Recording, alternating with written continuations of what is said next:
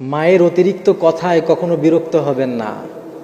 যখন মা থাকবে না সেদিন আপনি বুঝতে পারবেন যে মায়ের সেই ডাক, যে খোকা ভাত খাবি না, এই ডাকটাই আপনার কাছে মনে হবে পৃথিবীর সব থেকে ভালোবাসার ডাক। কিন্তু অনেকেই আছে মা যখন বারবার তাকে ভালো কিছু করার কথা বলে, অনেক সন্তান আছে বিরক্ত হয়ে যায়।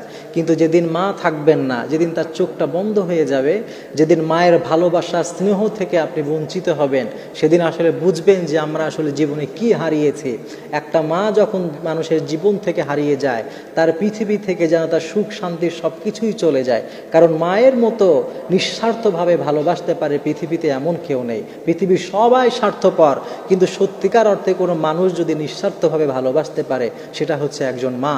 এজন্য মায়ের অতিরিক্ত কথায় কখনো বিরক্ত হবেন না। দিন শেষে এটাই আপনার স্মৃতির পাতায় মনে থাকবে যে আহা, আমার মা একটা সময় আমাকে এত ভালোবাসতে আদর করতো, কিন্তু সেই মাটা আজকে নেই। এজন্য মা থাকতেই, তার থাকা অবস্থায় তার খেদমত করুন, তাকে সম্মান করুন। আল্লাহ তাআলা আপনার সম্মানও বাড়িয়ে দিবেন।